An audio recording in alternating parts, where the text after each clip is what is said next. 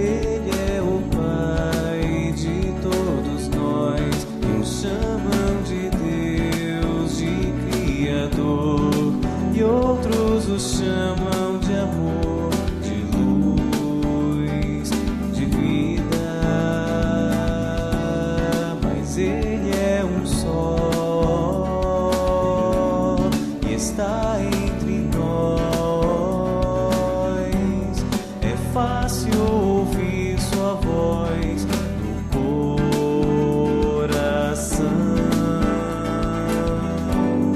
Eu ouço seu nome por toda parte, na voz que emana da natureza, nas aves que cantam pelo ar, na pedra que silencia, na voz de um menino a rezar, no som da vida.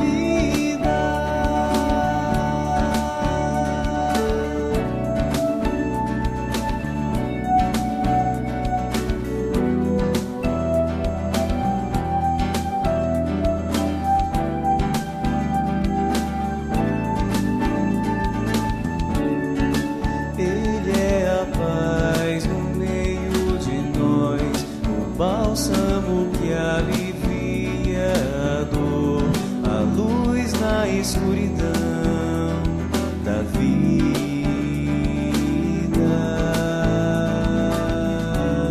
Com Ele ninguém está só, não importa a pessoa.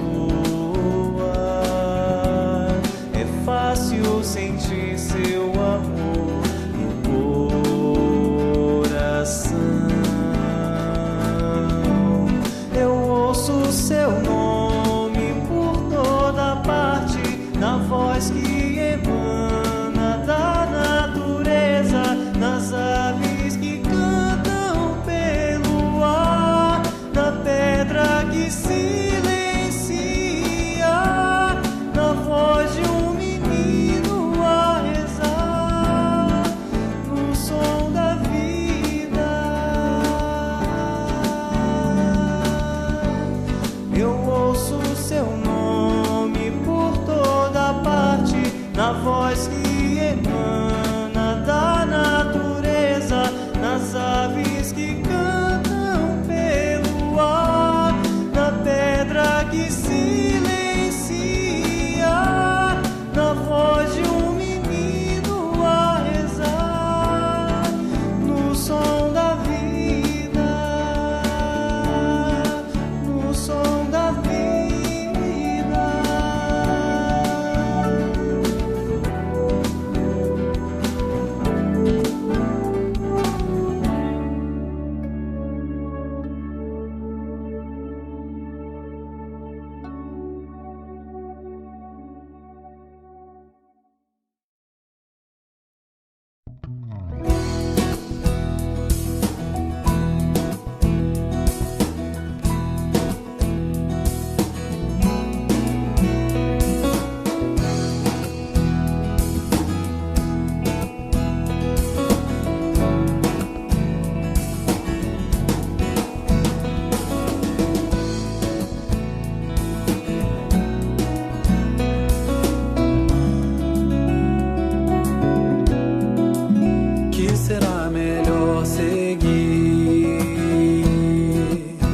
Os caminhos muitos são, ondas e desejos vãos tentam sempre distrair. Mas que base firme então poderei eu encontrar, se quase em qualquer lugar armadilhas já estão. A saída assim parece de outra forma buscar, sem pra só lá fora olhar o mundo que tanto padece. Vou de dentro retirar solução pra todo mundo. Busco Cristo em um segundo e assim vou encontrar. Prosseguindo em frente vou, tento me modificar, velho homem transformar, alguém bem melhor já sou. Sinto a vida caminhar, já não há mais temporal. Se o que existe é natural, eu no Pai vou confiar. A saída assim parece de outra forma buscar, sem pra só lá fora olhar o mundo que tanto padece. Vou de dentro retirar solução pra todo mundo. Busco Cristo em um segundo e assim vou encontrar. A saída assim parece de outra forma buscar, sem pra só lá fora olhar o mundo que tanto padece. Vou de dentro retirar solução pra todo mundo. Busco Cristo em um segundo e assim vou encontrar. Assim vou encontrar, encontrar no mundo que tanto padece. E assim vou encontrar, assim vou encontrar, encontrar e no Pai vou confiar.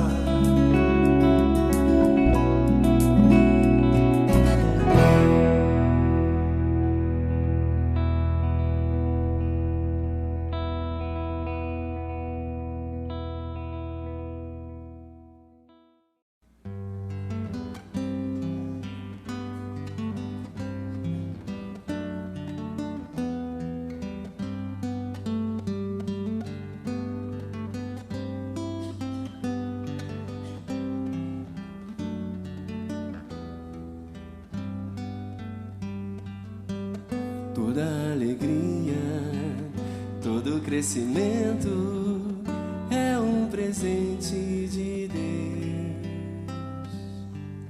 Toda esperança, todo amor e movimento também é presente de Deus.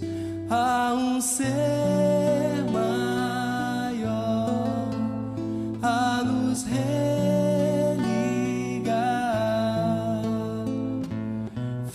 fonte de tudo e de todos. Ele pode, Ele sabe, Ele está.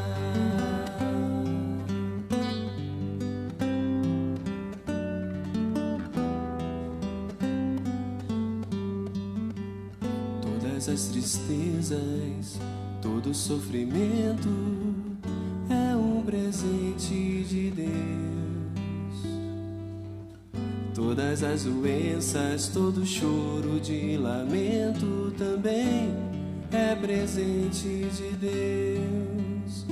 Há em cada um sempre um grão de fé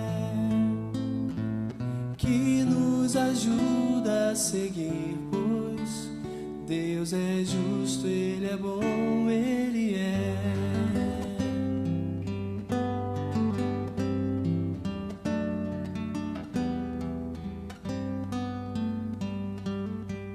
Toda alegria, todo sofrimento é um presente de Deus.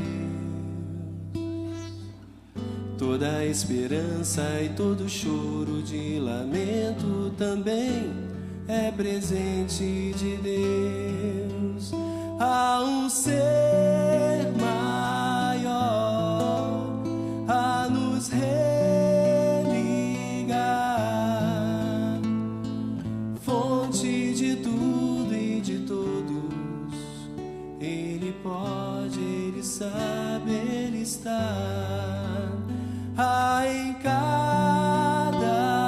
um sempre um grão de fé que nos ajuda a seguir, pois Deus é justo, Ele é bom, Ele é. Ele pode, Ele sabe, Ele está. Ele é justo, Ele é bom, Ele é.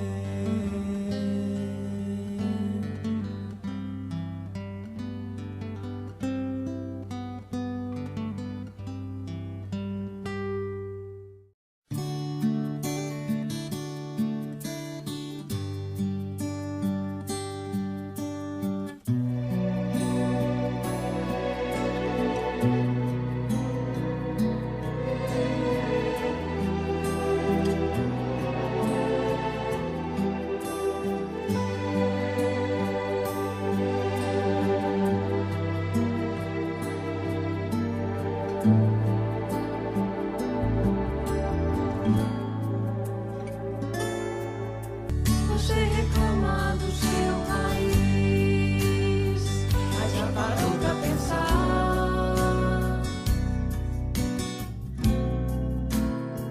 que terremotos não há, nem vulcões, furacões, terra abençoada pelo céu, coração do mundo, dona do pão e do mel.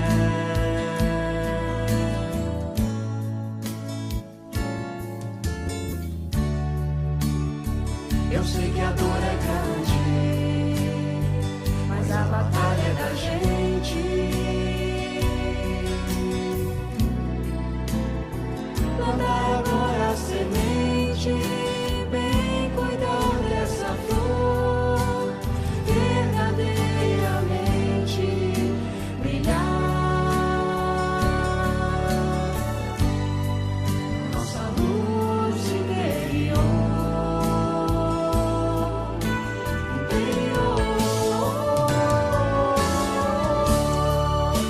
que lá no céu azul, a marca da vitória, Cruzeiro do Sul. Quem tem amor não cansa de amar o Brasil, a terra da esperança. Que lá no céu azul, a marca da vitória, Cruzeiro do Sul. Quem tem amor não cansa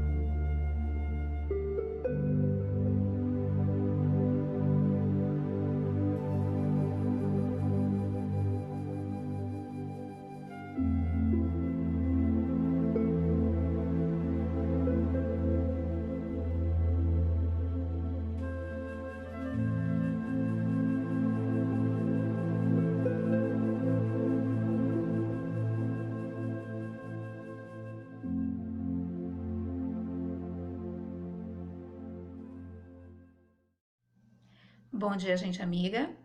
Sou Miriam, trabalhadora do Centro Espírita Miguel. Recebam a nossa boa acolhida na reunião das nossas manhãs de domingo. Que vocês e suas famílias estejam com muita saúde e muita paz e que Deus lhes abençoe.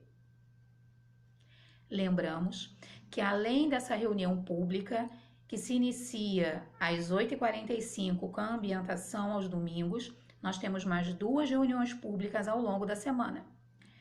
Às quintas-feiras, iniciando a ambientação às 14h15 e às sextas-feiras, iniciando a ambientação às 19h45.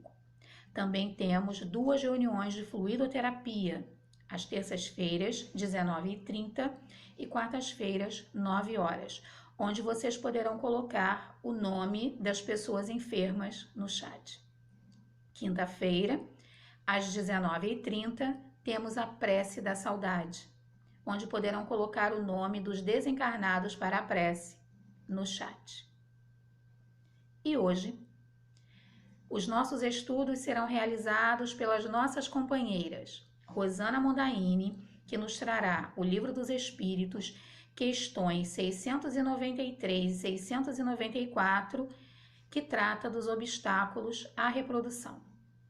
E Kátia Mondaini, que nos trará o estudo de O Evangelho segundo o Espiritismo, capítulo 11, item 13, a fé e a caridade.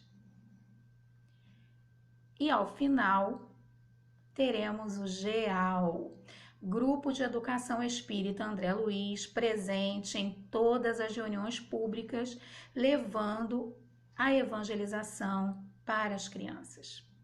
Também, ao longo da reunião, teremos uma recepcionista à disposição no chat. O chat, recordamos, ele está aberto para as nossas saudações e depois, novamente, para as nossas despedidas, mas solicitamos que durante a reunião o chat não seja utilizado. E aproveito para desejar a todos os pais um feliz domingo, um feliz Dia dos Pais, que Deus lhes abençoe.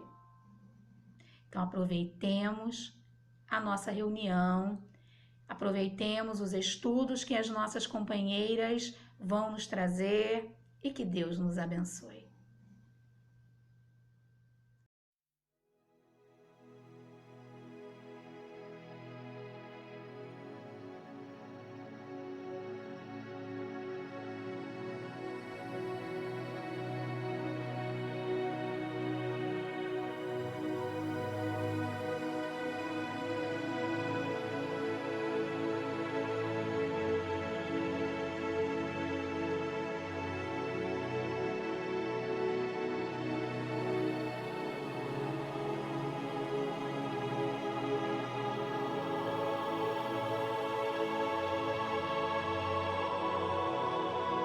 Do livro Fonte Viva, psicografia de Francisco Cândido Xavier, pelo Espírito Emmanuel. Somente assim. Nisto é glorificado meu Pai, que deis muito fruto, e assim sereis meus discípulos. Quem nos foi Jesus, está em João, capítulo 15, versículo 8. Em nossas aflições, o Pai é invocado. Nas alegrias, é adorado. Na noite tempestuosa, é sempre esperado com ânsia. No dia festivo, é reverenciado solenemente, louvado pelos filhos reconhecidos e olvidado pelos ingratos.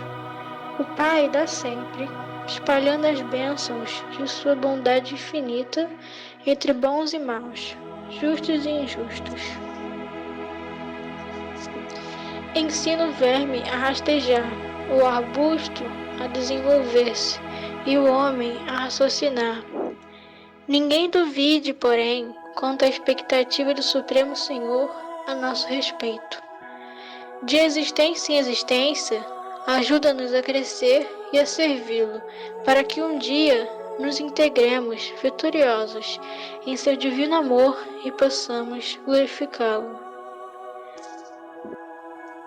Nunca chegaremos, contudo, a semelhante condição, simplesmente através dos 1000 modos de coloração brilhante dos nossos sentimentos e raciocínios. Nossos ideais superiores são imprescindíveis e, no fundo, assemelham-se às flores mais belas e perfumosas da árvore. Nossa cultura é, sem dúvida, indispensável e, em essência, constitui a robustez do tronco respeitável. Nossas aspirações elevadas são preciosas e necessárias, e representam as folhas vivas e promissoras. Todos esses requisitos são imperativos da colheita. Assim também ocorre nos domínios da alma. Somente é possível glorificar o Pai quando nos abrimos aos seus decretos de amor universal, produzindo para o bem eterno. Por isso mesmo, o Mestre foi claro em sua afirmação: que nossa atividade dentro da vida produza muito fruto de paz e sabedoria, amor e esperança, fé e alegria, justiça e misericórdia, em trabalho pessoal digno e constante, porquanto somente assim o Pai será por nós glorificado, e só nessa condição seremos discípulos do Mestre crucificado e redivivo.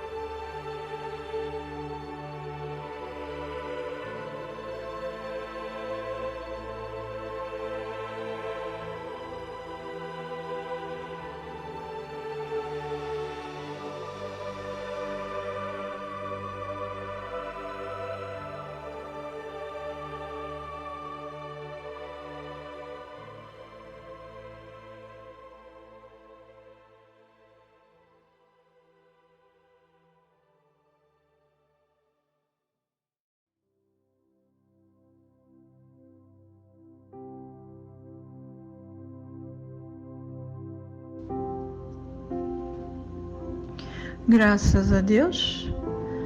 Obrigado, Senhor, por mais essa oportunidade de nos reunirmos em nome de Jesus, buscando assim trazer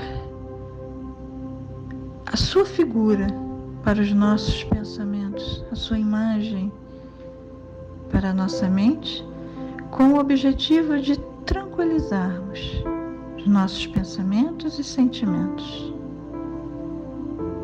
Queremos também agradecer, Senhor, por essas vibrações de amor e de paz que nos envolve esse tempo todo, mas te rogando que ela se estenda a toda essa humanidade que tanto precisa de ti, que ela alcance todos esses irmãos em sofrimento, aqueles irmãos que se encontram nos asilos, nos orfanatos, nos manicômios, nas casas de recuperação, nos presídios, aqueles irmãos que estão nas ruas, mas também aqueles que não têm quem peça por eles, onde temos a certeza que o Senhor conhece a cada um deles, Senhor.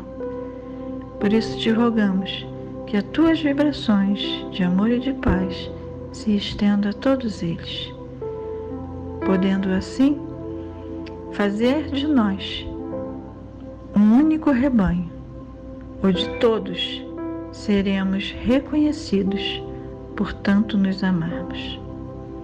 Fica conosco, Senhor, no decorrer de todo esse encontro, e graça vos damos por tudo que temos, por tudo que somos e por tudo que o Senhor representa em nossas vidas, hoje e sempre. Que assim seja, graças a Deus.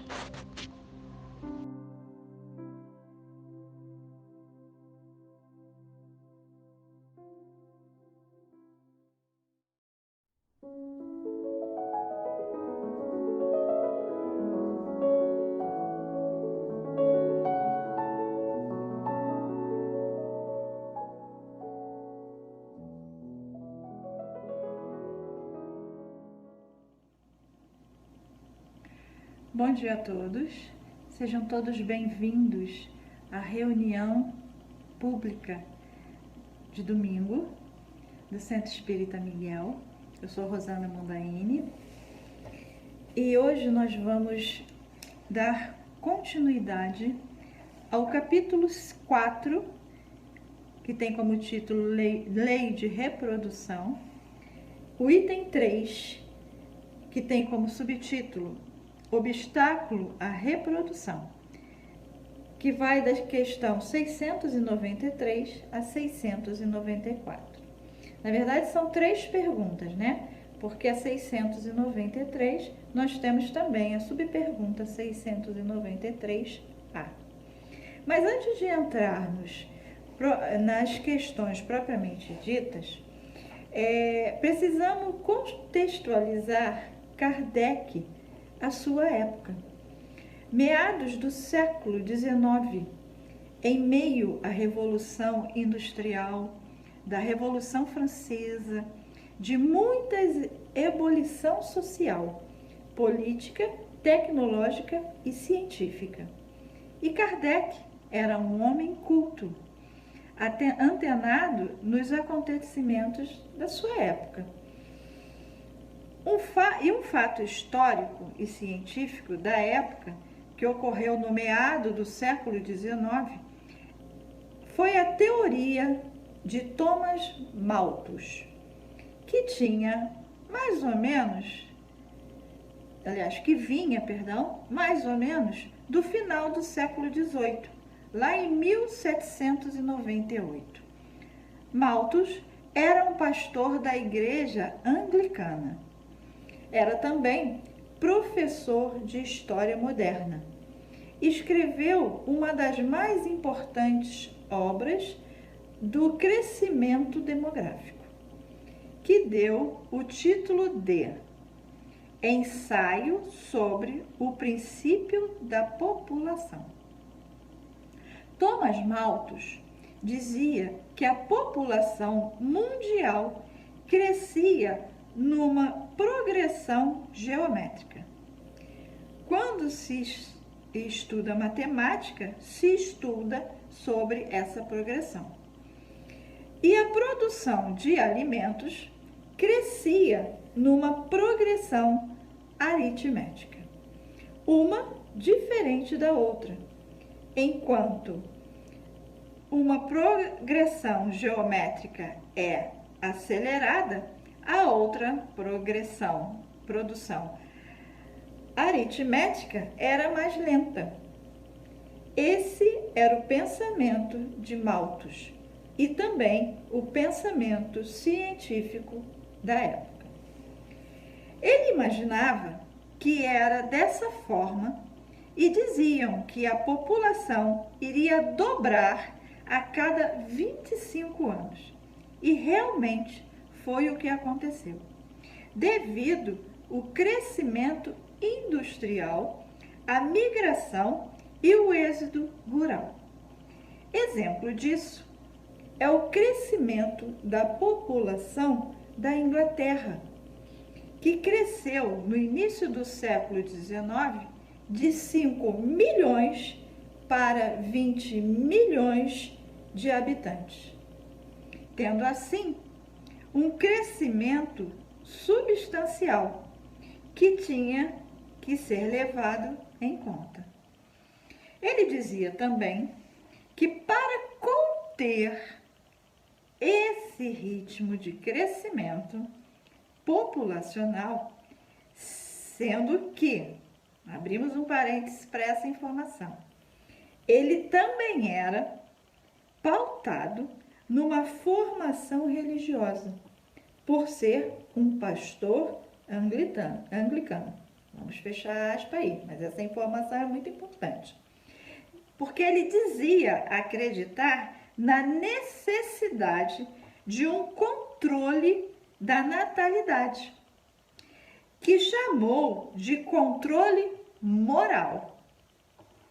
Esse controle não deveria ser feito pelo uso de métodos anticonceptivos, mas pela abstinência sexual ou adiamento do casamento, sendo que esse método foi sugerido para as classes sociais mais baixas, mais pobres, mais carentes. Eles tinham que diminuir o número da população futura. Essas classes que tinham que deixar de fazer filhos para que isso não acontecesse. Enquanto as classes mais abastadas podiam continuar com seus privilégios. Que coisa, né? Esse era o pensamento recorrente no século XIX.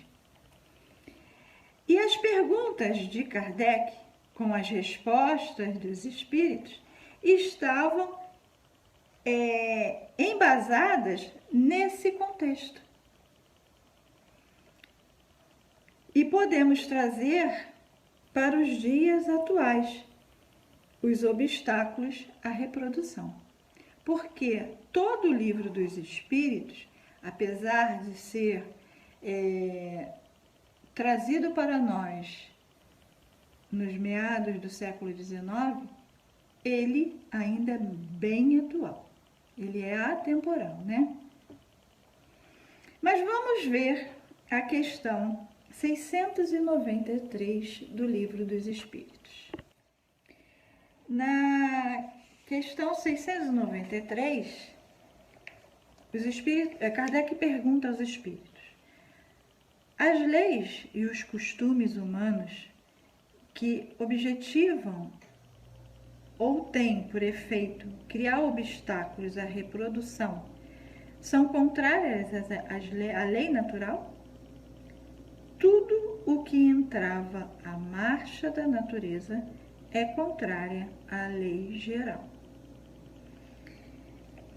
E de fato, a pergunta está contextualizada à época que falava de como deveria de ser o controle da natalidade. E muitos de nós trazemos ainda essa visão, esse conceito. Isso é fácil de perceber. Basta prestar atenção aos comentários feitos em relação às famílias mais humildes, de terem 4, 5, 6 filhos ou mais, enquanto aqueles que podem se limitam em 1 ou 2 e no máximo 3 filhos, né? E a resposta foi bem simples e lógica. Se houver interferência humana na reprodução, é contra a lei natural. Simples assim. Na questão 693, ele pergunta assim: não obstante, há espécies de seres vivos, animais e plantas, cuja reprodução indefinida seria prejudicial a outras espécies e das quais, em breve, o próprio homem seria vítima. Seria repreensível deter essa reprodução? E eles responderam: Deus deu ao homem, sobre todos os seres vivos, um poder que ele deve usar para o bem, mas não abusar. Ele pode regular a reprodução, segundo as necessidades, mas não deve entrevá-la sem necessidade. A ação inteligente do homem é um contrapeso posto por Deus entre as forças da natureza para restabelecer-lhes o equilíbrio, e isso também o distingue dos animais, pois ele o faz com conhecimento de cálcio. Observa aqui que ele fala sobre animais e plantas que praticam naturalmente esse obstáculo à reprodução.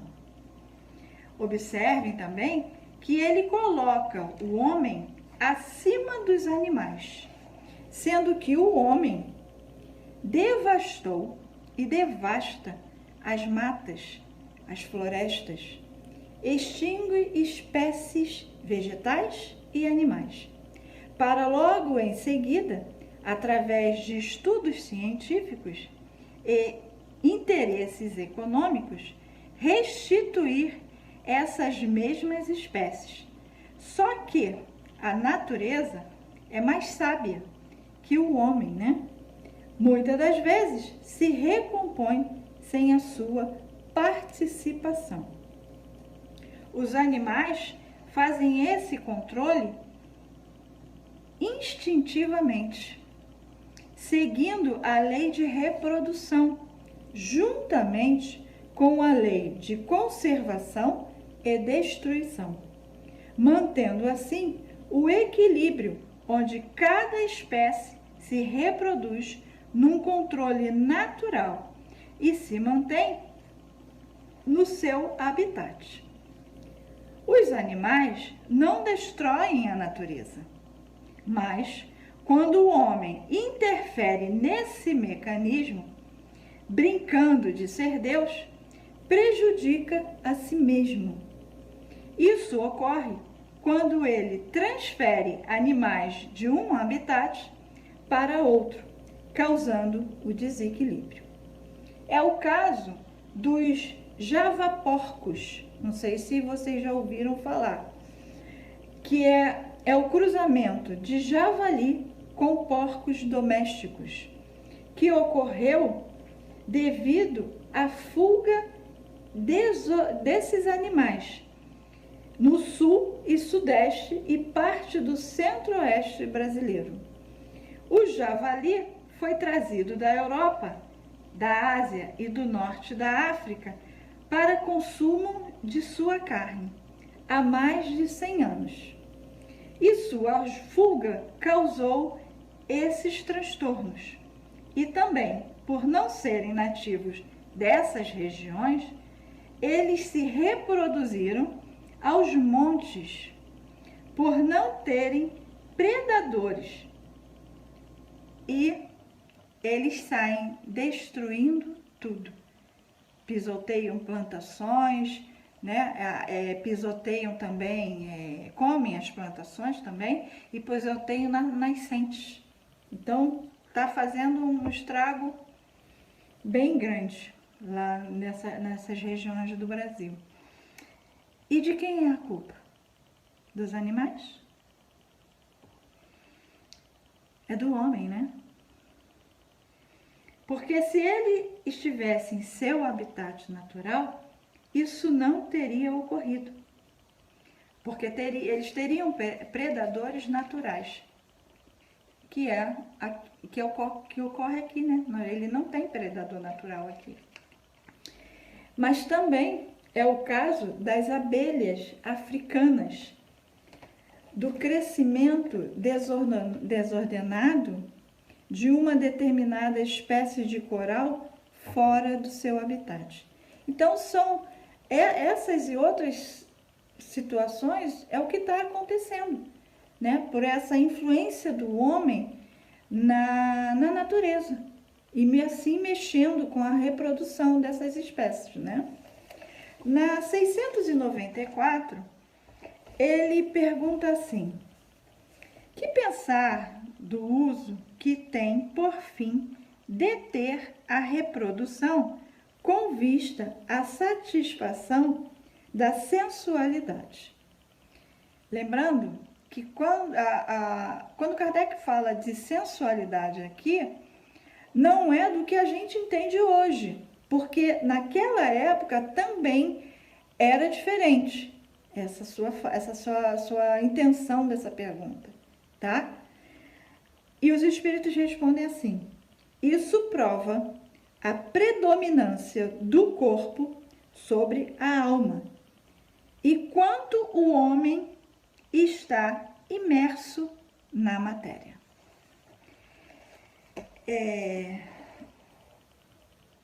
Lembrando que nas questões 357 e 358 do Livro dos Espíritos, ele fala de aborto.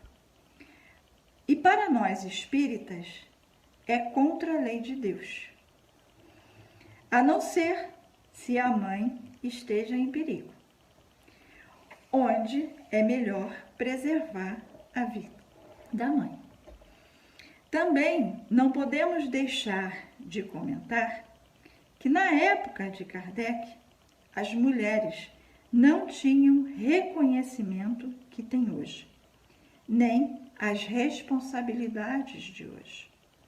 Sendo assim, a doutrina espírita esclarece que os obstáculos à reprodução que hoje se apresenta em nossa sociedade, e nós sabemos que ela pode ser realizada de diversas maneiras, ela está ligada à necessidade e entendimento de cada um. O seu uso, está ligado a isso. Sendo que cada uma escolha gera um resultado, uma consequência, uma ação. E cada ação está ligada à lei maior de justiça, amor e caridade, onde a cada um é dado segundo as suas obras. E sendo assim, esclarece e orienta a todos nós, para que todos possam cumprir as leis de Deus. Então, a lei de reprodução, ela está, todos nós estamos subordinados a ela. A ciência traz os seus estudos, mas, como Paulo nos lembra, que tudo me é lícito, mas nem tudo me convém. Então, que possamos aproveitar a oportunidade e nos aprofundar nesse estudo, para que, através das orientações dos Espíritos, possamos fazer as melhores escolhas. Era isso que eu queria trazer na manhã desse domingo para todos nós, para as nossas reflexões. Desejando a vocês um ótimo domingo. Fiquem com Deus.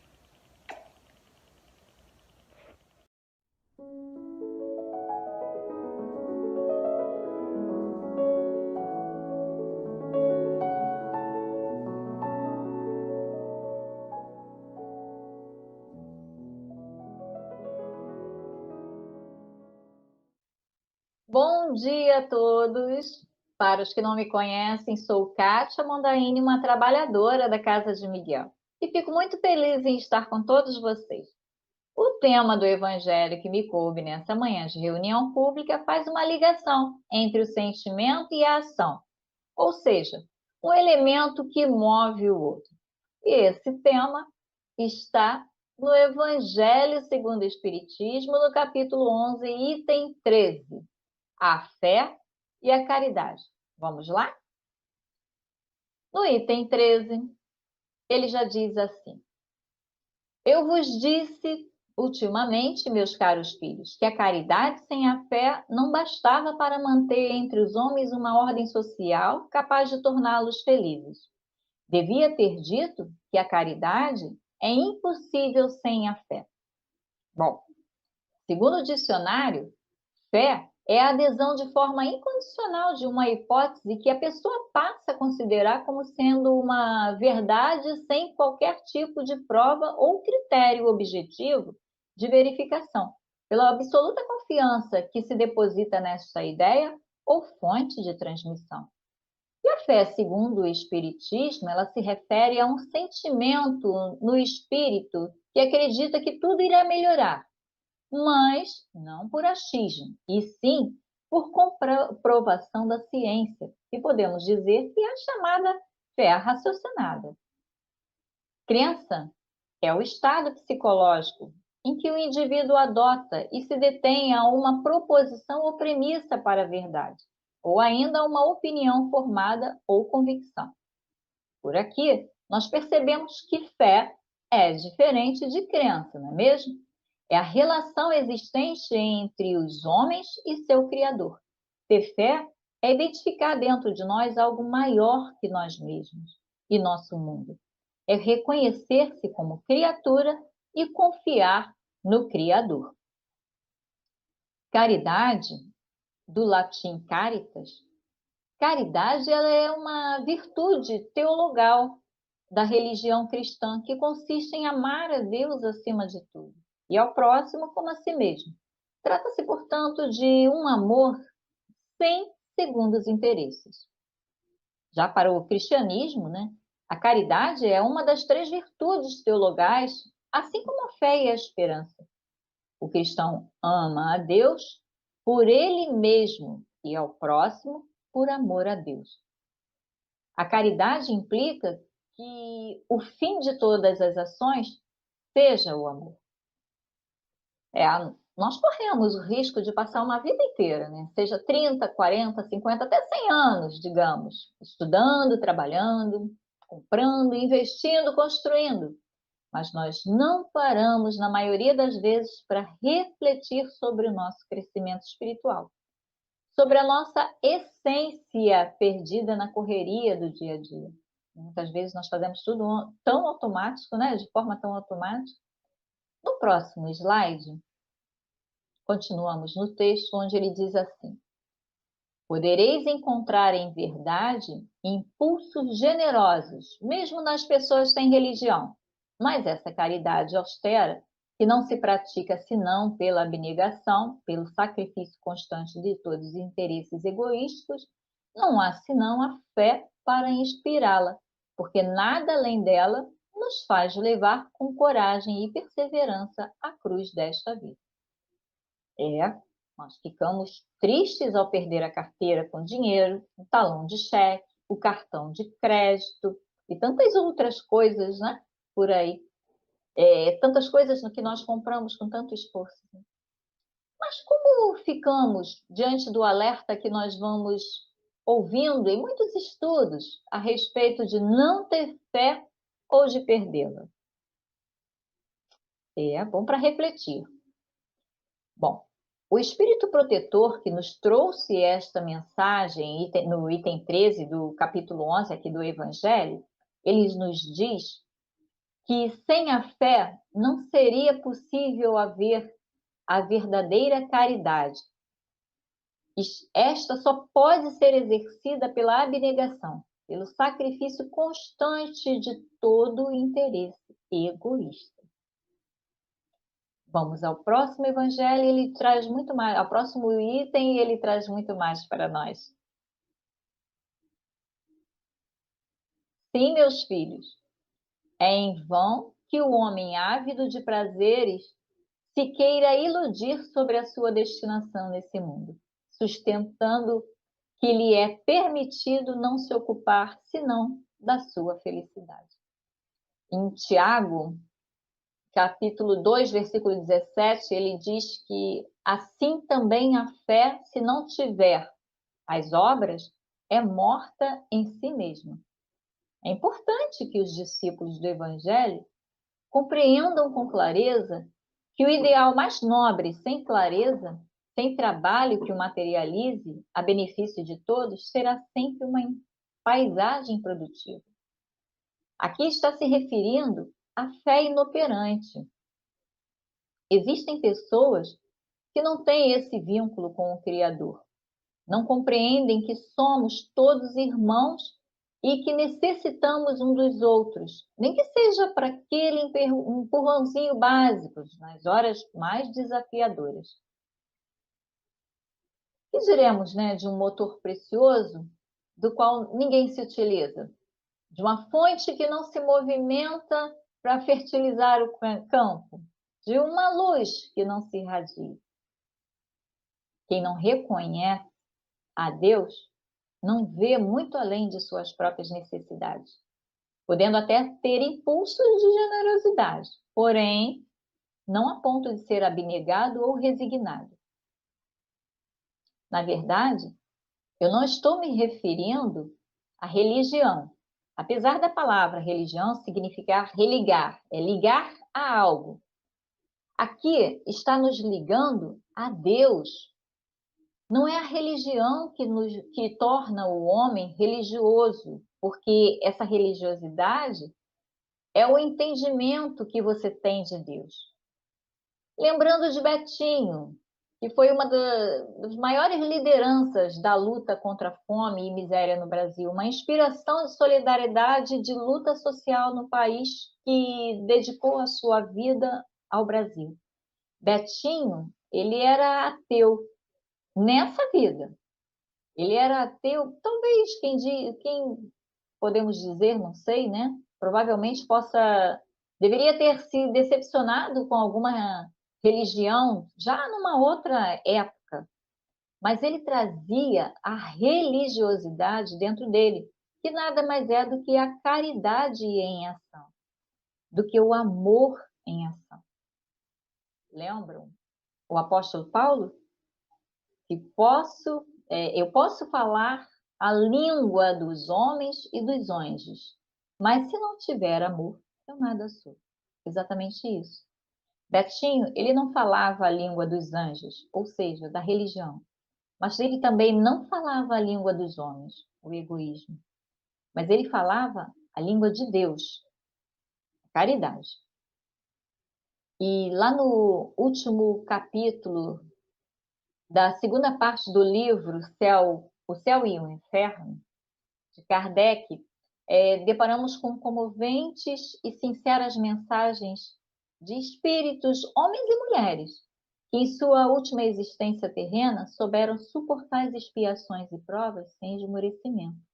E agora, lá no mundo espiritual, são felizes, pois souberam não reclamar e fizeram todos os esforços possíveis para praticar o bem. Irmão X, ele diz assim, quem não sabe renunciar aos próprios desejos, dificilmente receberá o dom divino da alegria imperecível. Renunciar à nossa satisfação pessoal é, portanto, caminhar sem tropeços na retificação dos nossos destinos. A renúncia, fruto da paciência e confiança em Deus, é o privilégio do espírito que se identificou com o aspecto mais elevado da vida, amar sem desejar recompensas. Na doutrina, nós aprendemos que no início de sua evolução, o espírito busca sempre a satisfação de seus instintos.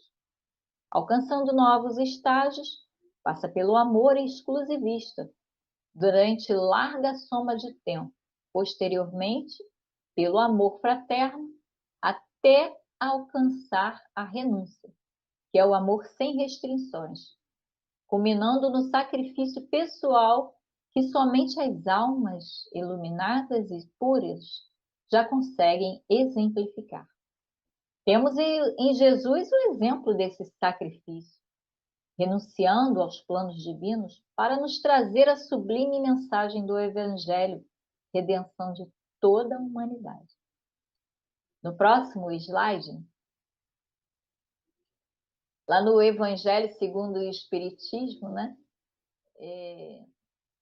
Jesus vos deu o exemplo da caridade e Pôncio Pilatos o do egoísmo.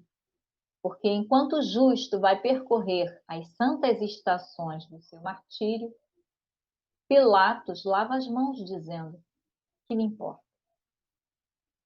O egoísmo, ele é, pois, o alvo para o qual todos os verdadeiros crentes devem apontar suas armas, dirigir suas forças, sua coragem, Digo coragem porque dela muito mais necessita cada um para vencer a si mesmo do que para vencer os outros.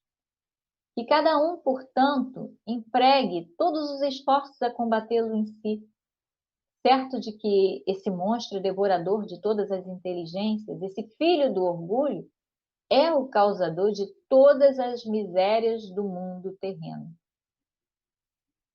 É a negação da caridade e, por conseguinte, o maior obstáculo à felicidade dos homens.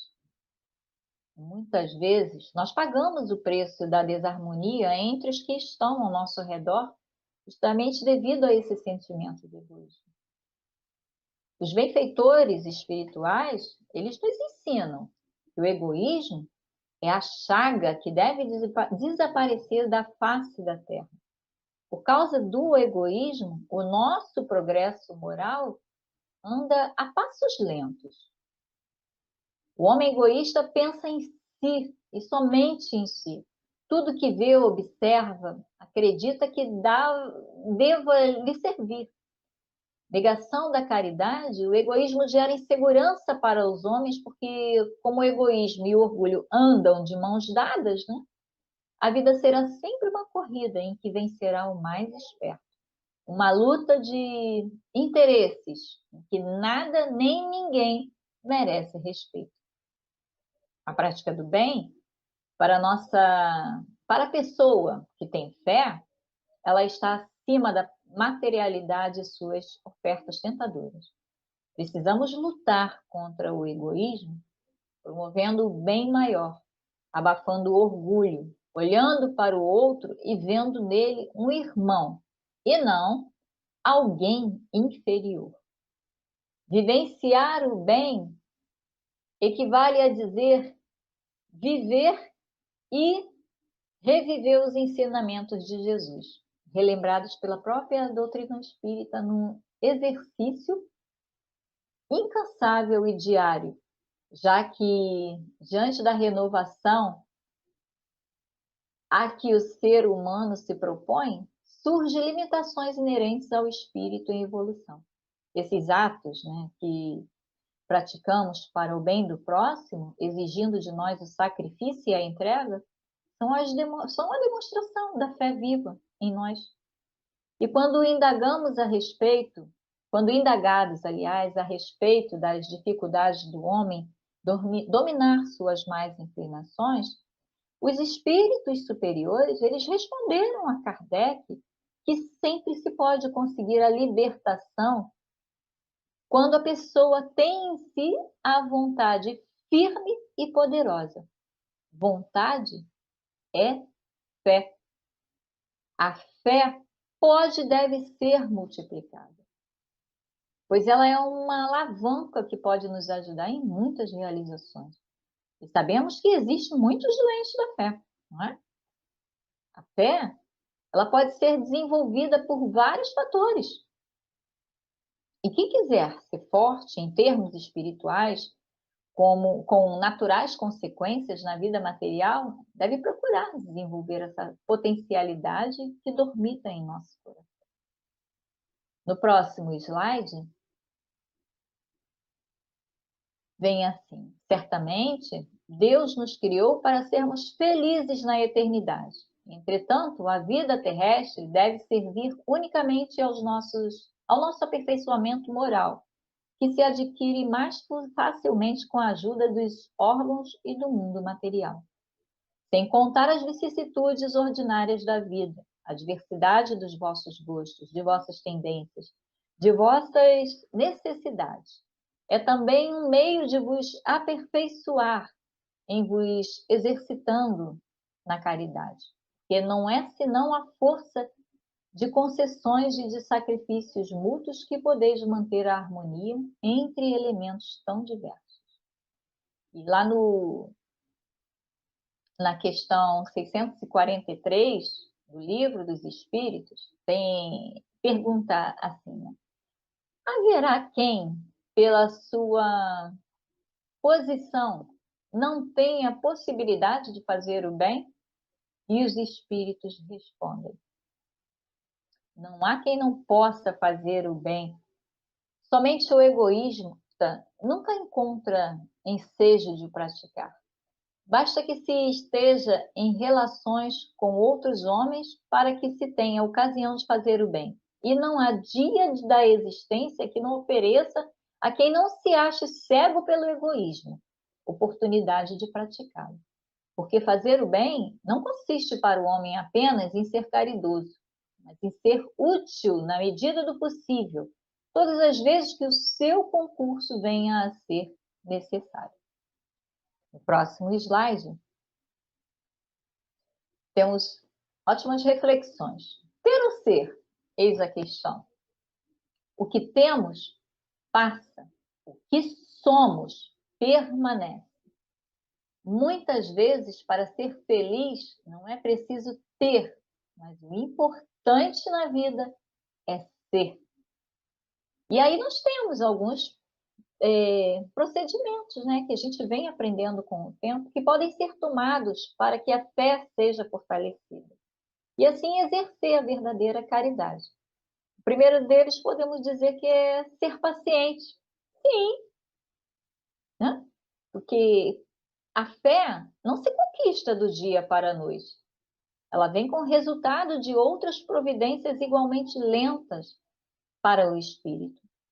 O exercício da paciência e da humildade é fundamental.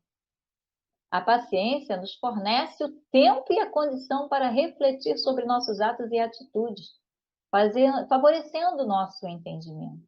Já a humildade permite que reconheçamos as nossas fraquezas e as necessidades do próximo. E fazer o bem, ao contrário do que à primeira vista possa parecer, não é somente doar um pedaço de pão a quem tem fome, um par de sapato a quem está descalço, ou um agasalho a quem não tem onde se abrigar, ou como é mais comum, repassar algum dinheiro para as necessidades mais urgentes de outro. Conquanto tudo isso seja excelente e deveras importante, servindo também, no mínimo, de treinamento para o desapego dos bens materiais que ninguém levará para o outro lado da vida, a vida espiritual, de onde todos proviemos e para onde todos retornaremos, e simultaneamente valendo como exercício da caridade. Como vimos o apóstolo Paulo de Tarso, é o amor em ação. Outro fator que nos auxilia no desenvolvimento da nossa fé é o estudo. Ele deve ajudar aquele que deseja desenvolver sua fé e compreender os mecanismos inteligentes da vida. Com o estudo, nós vamos aprendendo a ser e não a ter. E o importante é que estejamos sempre com pensamentos elevados e em prece, nos bons e maus momentos, para facilitarmos o intercâmbio com a espiritualidade maior. A oração é a maneira que temos de nos comunicar com a espiritualidade superior e, consequentemente, com Deus. Ela nos revitaliza, energiza e nos aproxima de espíritos mais esclarecidos, afastando-nos das influências negativas. No próximo slide, ele diz assim: entretanto, tendes razão, afirmando que a felicidade está destinada ao homem nesse mundo, se a procurais não nos prazeres materiais, mas no bem. A experiência encarnatória segue orientada por um plano traçado por Deus em torno do próprio espírito. Entender que a vida flui naturalmente e que não adianta violentá-la, desejando alguém ser uma coisa que não pode ser. Sem orarmos diariamente, em particular, a vida torna um aspecto sombrio, torna-se semelhante a um vidro embaçado pelo vapor que nos tira a clara visão de tudo. Orando, desligamo-nos um pouco das coisas materiais e nos voltamos para a nossa própria natureza, a espiritual. A prece é uma experiência pessoal que precisa se desenvolver na intimidade do ser.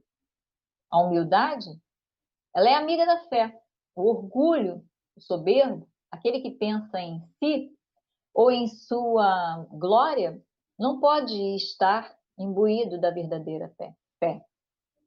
Sempre que nossas preocupações estiverem voltadas para a nossa personalidade, estamos no caminho contrário ao de amar ao próximo como a nós mesmos, conforme severa Jesus.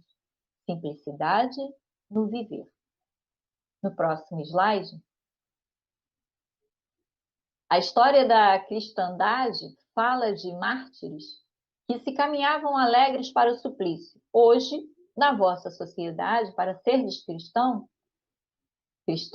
não se vos faz mister nem o holocausto do martírio, nem o sacrifício da vida, mas a única e exclusivamente o sacrifício do vosso egoísmo, do vosso orgulho, da vossa vaidade. Triunfareis se a caridade vos inspirar e vos sustentar a fé. Quem nos trouxe foi um espírito protetor, Cracóvia, 1861. Novamente, lembrando Paulo de Tarso ao referir-se ao conjunto de valores do coração, denominando-o caridade, assim se expressa que a caridade tudo sofre, tudo espera, tudo crê.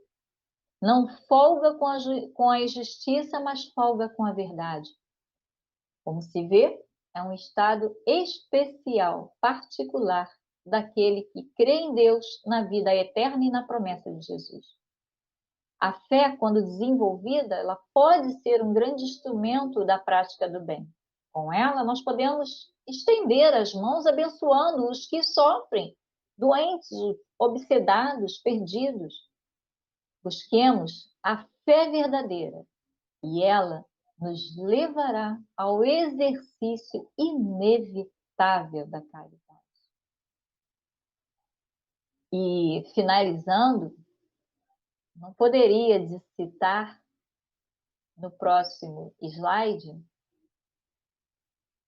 o nosso querido Emmanuel, através de Chico Xavier, no livro Escrínio de Luz, dizendo assim: fé e caridade.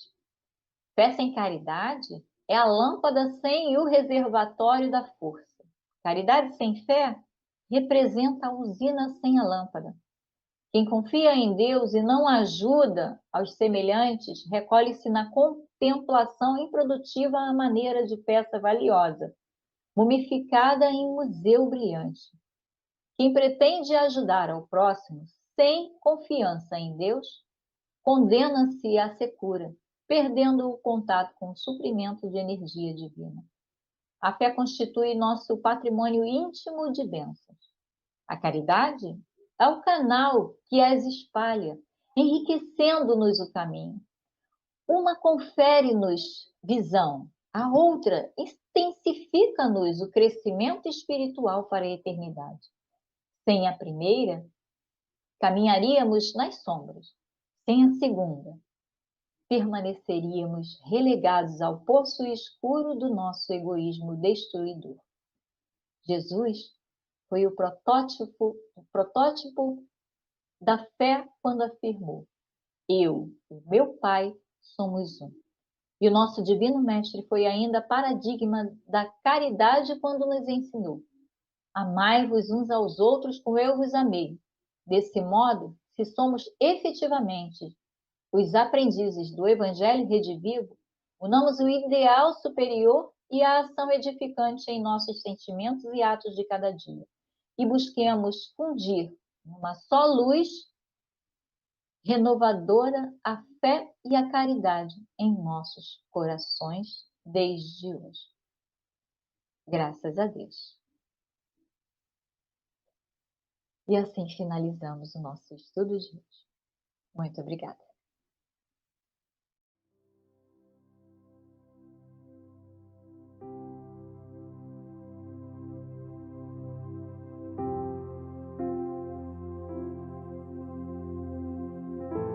Envolvidos nessas vibrações de muito amor,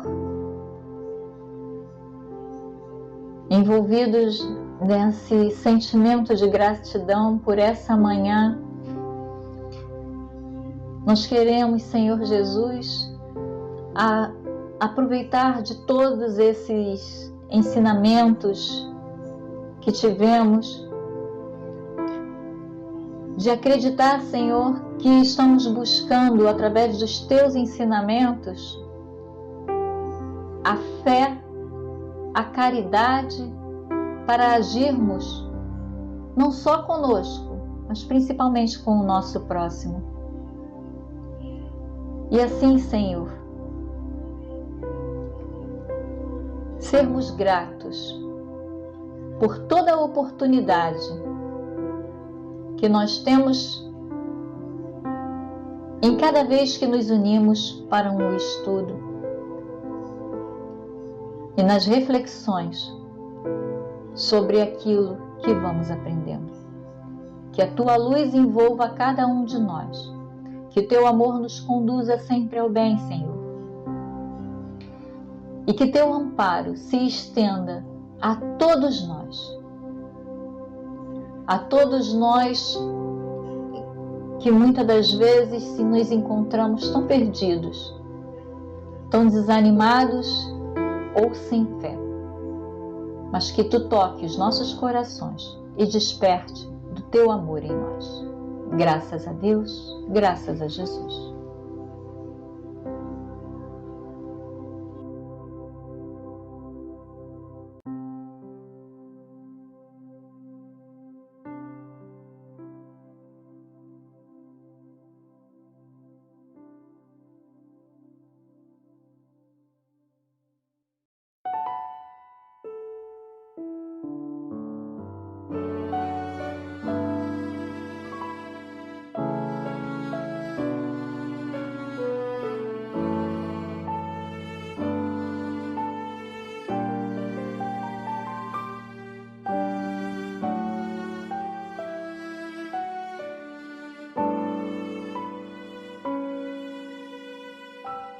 Pai nosso que estás nos céus, santificado seja o Teu nome. Venha a nós o Teu reino, seja feita a Tua vontade, assim na terra como nos céus.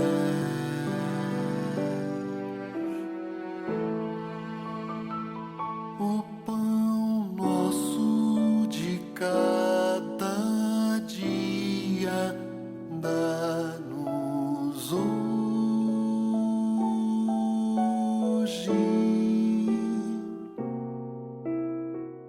Perdoa as nossas dívidas, assim como perdoamos aos nossos devedores.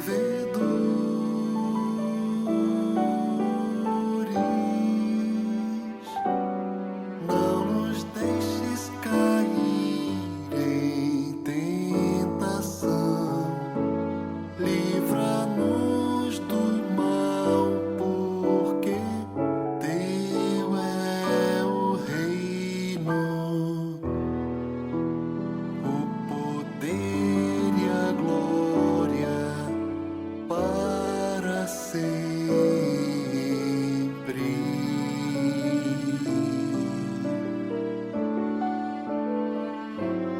O poder e a glória para sempre.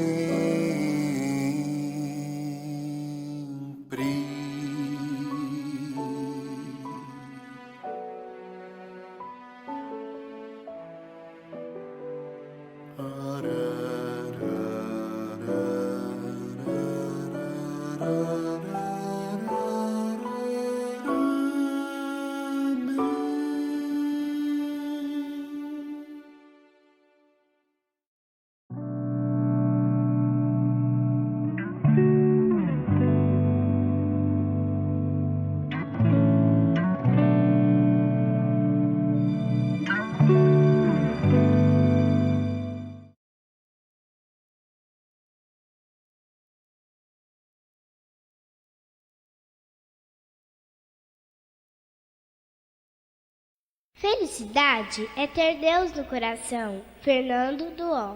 É bem difícil se você se recusar, mas abrir seu coração sempre, sempre ajudará. Basta cantar, dar as mãos e perdoar. Feche os olhos pra maldade e feliz você será. Ser feliz é sorrir sem reclamar, é doar e acreditar no amor, no céu, no mar. Para crer no bem que Jesus nos quer, não feche seu coração, seja simples a qualquer. É bem difícil se você se recusar, mas abrir seu coração sempre, sempre ajudará. Basta cantar, dar as mãos e perdoar. Feche os olhos pra maldade e feliz você será. Ser feliz é sorrir sem reclamar, é doar e acreditar no amor, no céu, no mar. Para crer no bem que Jesus nos quer, não feche seu coração, seja simples a qualquer.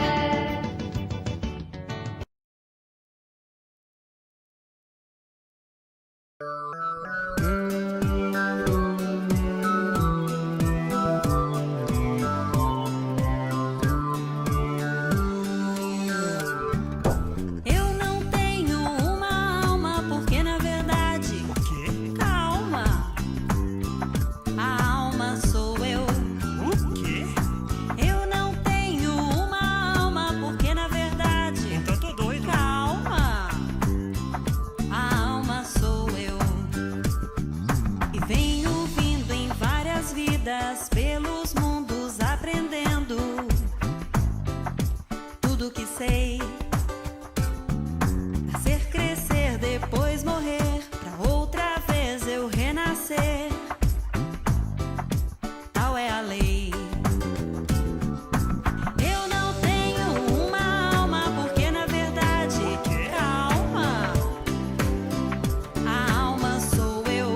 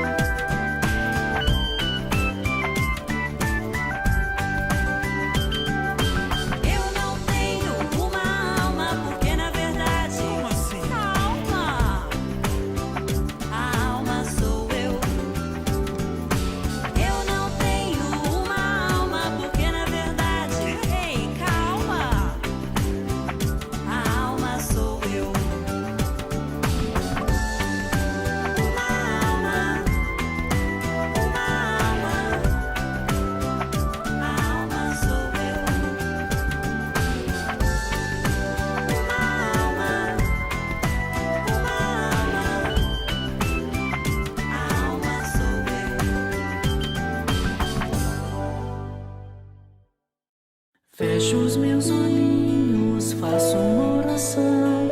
Este é meu jeitinho de falar com Deus, com o coraçãozinho cheio de gratidão. Este é meu jeitinho de falar com Deus. Peço com carinho, paz e proteção. Este é meu jeitinho de falar com Deus. Lembro do irmãozinho em dor e aflição. Este é meu jeitinho de falar com Deus.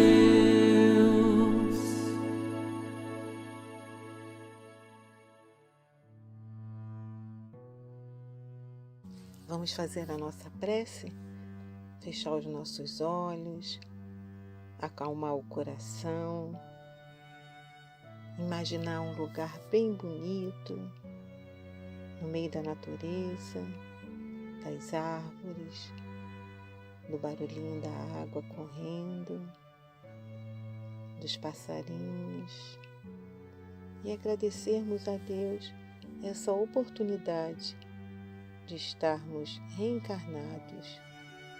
E hoje estamos aqui unidos para estudarmos o Teu Evangelho, Senhor. Abençoe a cada lar, que a Tua paz e o Teu amor consiga penetrar em cada coração que está neste momento se preparando para o estudo de hoje. Que assim seja, graças a Deus. Oi, galerinha do GEAL! Espero que estejam todos bem. O nosso tema do encontro de hoje é planejamento reencarnatório. Mas vocês sabem o que é isso? Vamos entender juntos? Somos todos espíritos imortais. Antes da gente vir para esse plano de existência, reencarnar na Terra, a gente estava lá no mundo espiritual. E no mundo espiritual, com nossos amigos que têm mais experiência, eles nos ajudaram a planejar aonde nós iríamos reencarnar, com quem, como seria o nosso corpinho e muitos outros detalhes da nossa reencarnação. É porque, como diz a música, além, muito além do que os nossos olhinhos podem alcançar, alguém cuida de nós.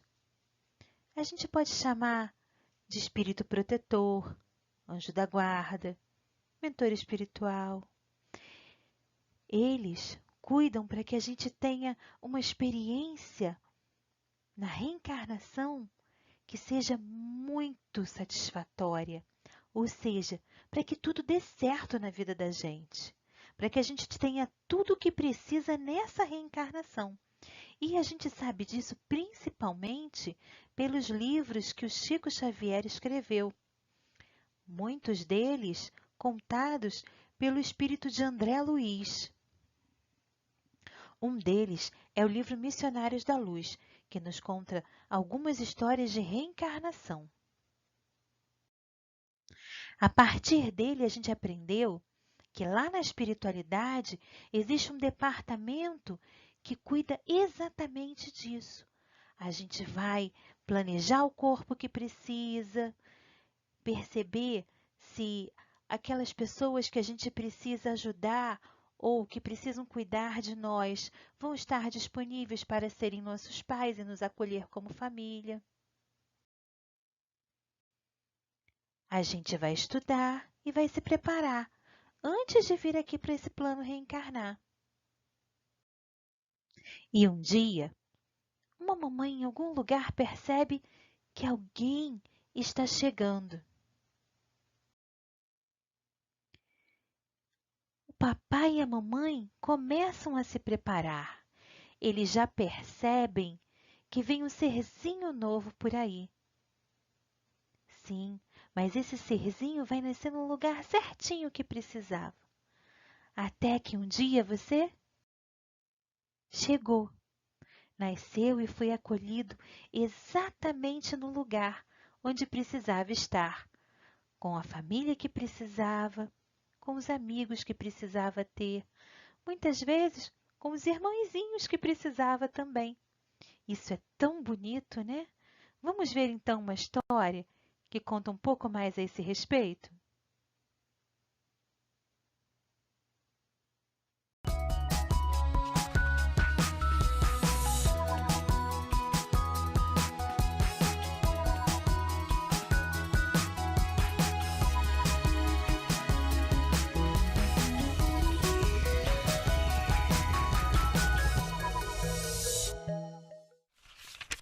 Em um lindo lugar chamado Recanto da Paz, vivia Beto, um garoto muito sorridente que adorava conversar e brincar com as pessoas.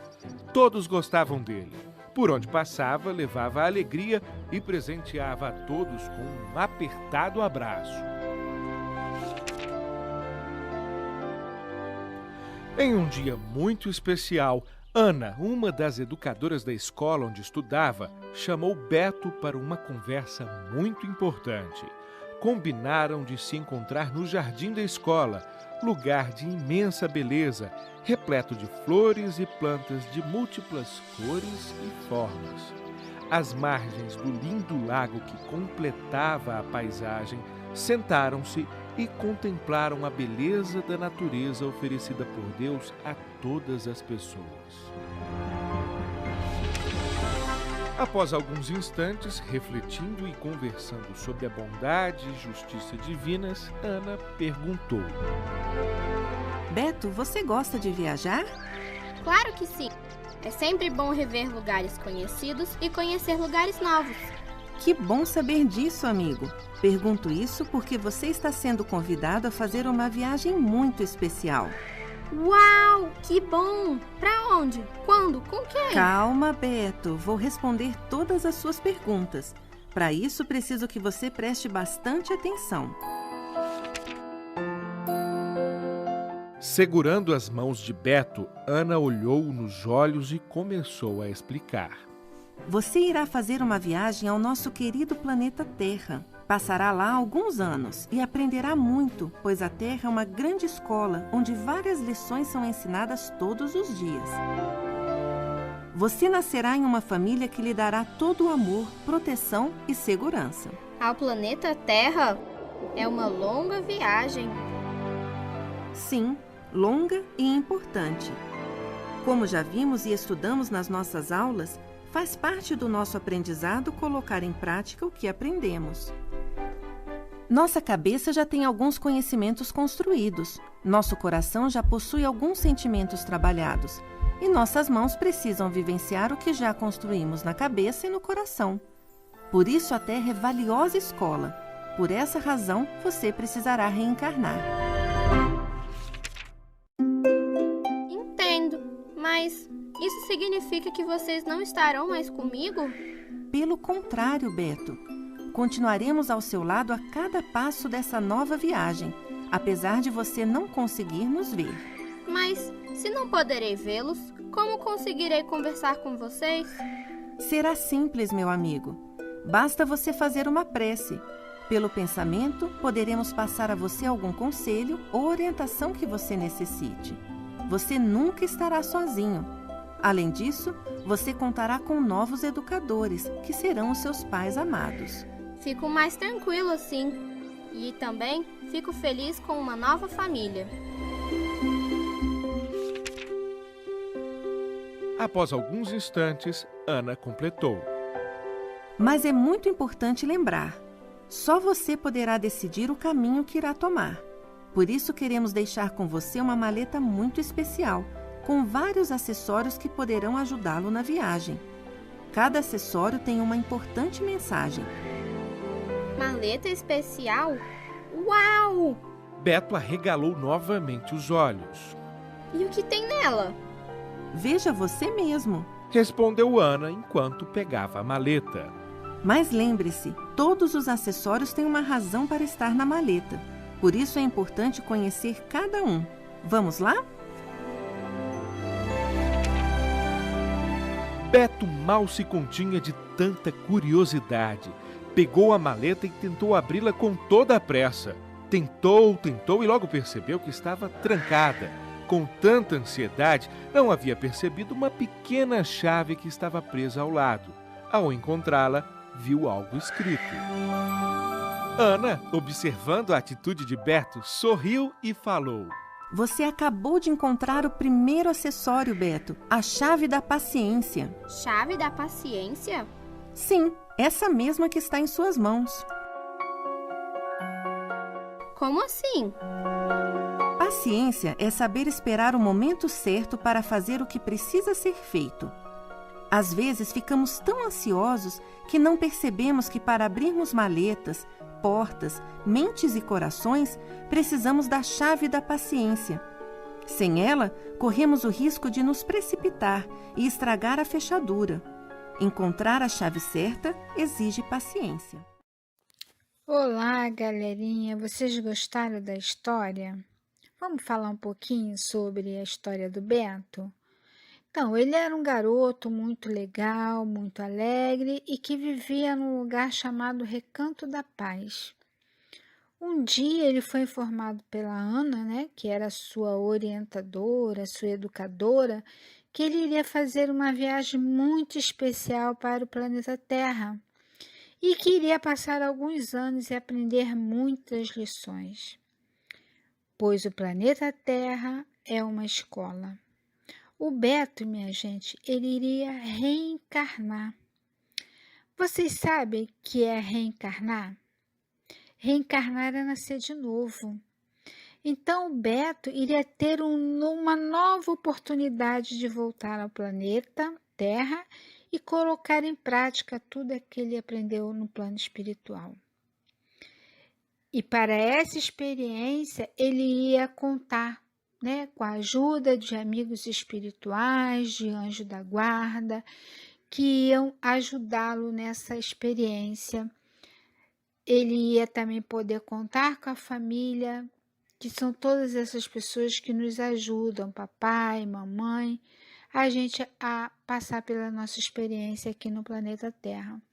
Que quando ele tivesse no momento de dificuldade, que ele pudesse pedir ajuda para esses amigos, né? Fazendo uma prece, levando o pensamento até Deus, que esses amigos iam orientá-lo na decisão e ajudá-lo. Mas que ficasse bem claro que nós temos o livre-arbítrio, né? Foi o que ela falou para o Beto, né?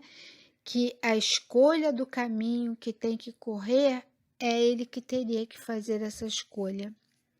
E que para ajudar o Beto nessas escolhas desse caminho, né? Assim como nós também temos que escolher os nossos caminhos, ele ia trazer com ele uma maleta com alguns acessórios, né? E ela citou só um acessório, que é a paciência, mas dentro dessa maleta nós trazemos outros acessórios, nós trazemos o perdão, nós trazemos a caridade, nós trazemos o amor, e são todas essas virtudes que nós já trazemos na nossa consciência e que trazemos no nosso coração, e como ela falou, a gente tem que colocar nas nossas mãos e praticar e trabalhar. Por isso que o planeta Terra é uma escola, né? Que é onde nós vamos ter a oportunidade de nos melhorarmos e colocar em prática todos esses acessórios que trazemos dentro da mala, assim como o Beto.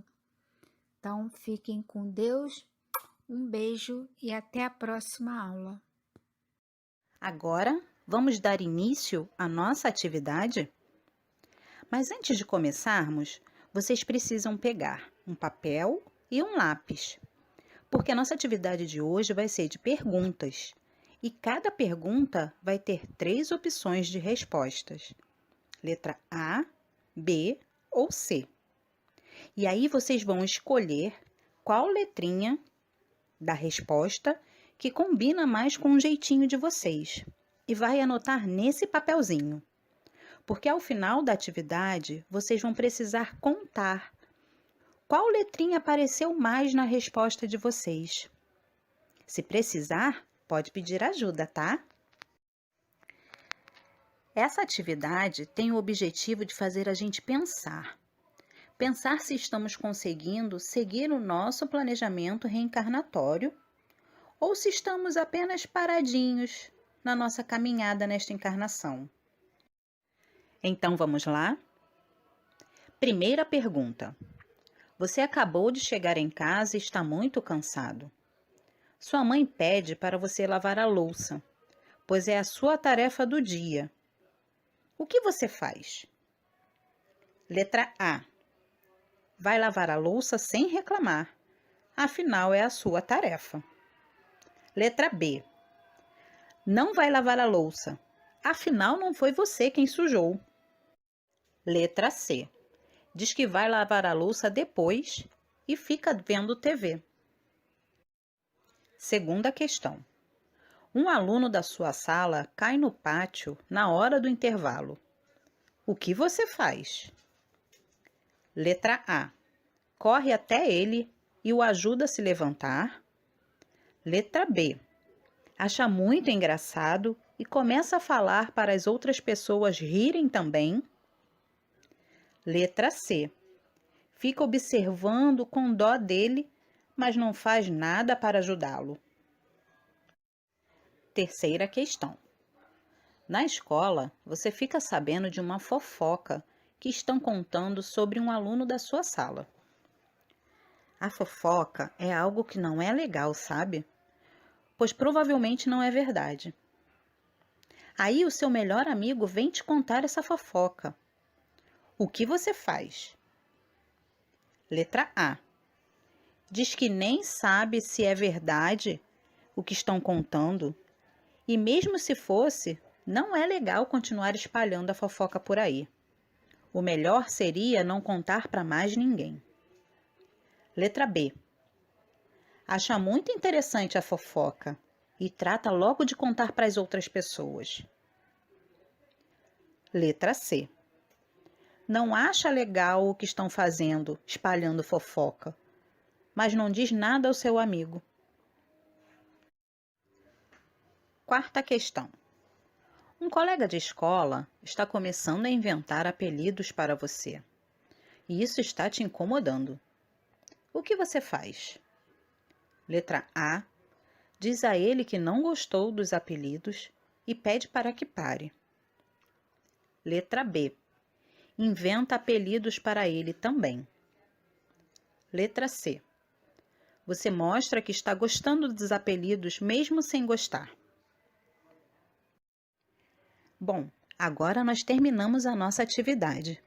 Eu espero que cada um tenha anotado as letrinhas das respostas, porque agora nós vamos contar qual letra vocês marcaram mais, se a letra a letra B ou a letra C.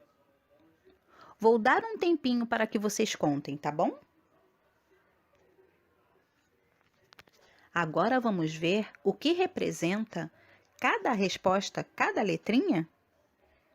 Quem marcou mais a letra A significa que suas escolhas mostram que você cuida dos outros e de você também.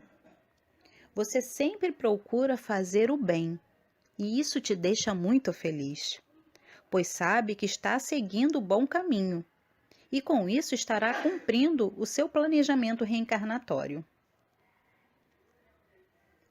Quem marcou mais a letra B? Suas escolhas mostram que você precisa repensar o caminho a seguir e que é preciso observar se não machuca os outros com suas atitudes.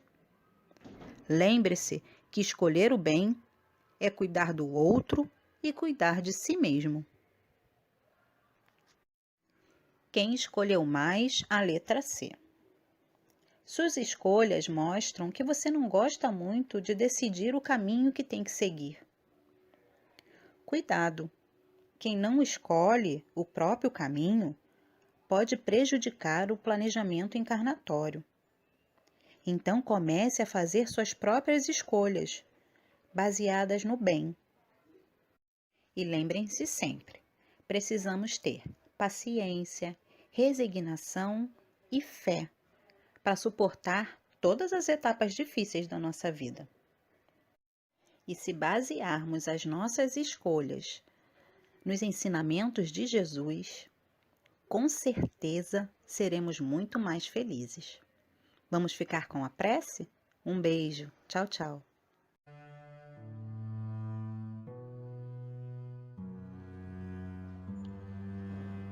Nesse momento, Senhor Jesus, estando todos nós de olhos fechados, queremos te agradecer pela oportunidade do estudo, te agradecer por todo o ensinamento que o Senhor nos oferece, que a doutrina espírita nos auxilia para bem vivermos uns com os outros e com nós mesmos.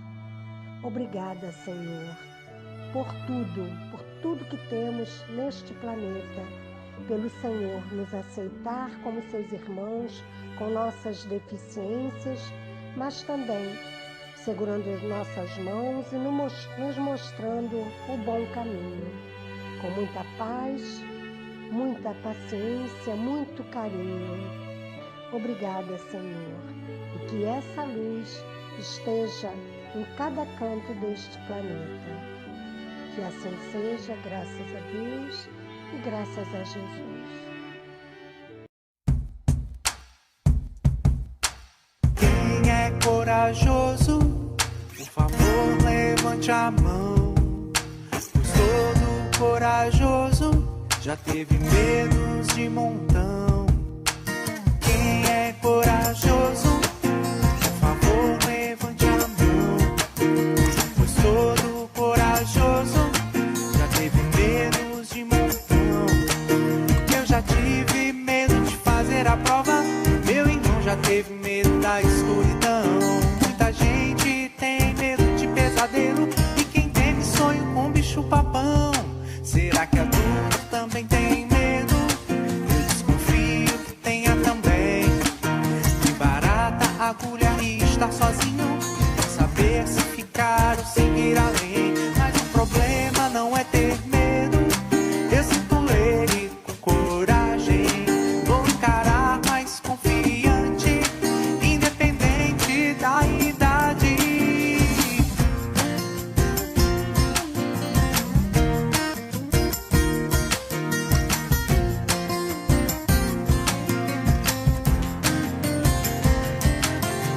Quem é corajoso, por favor, levante a mão.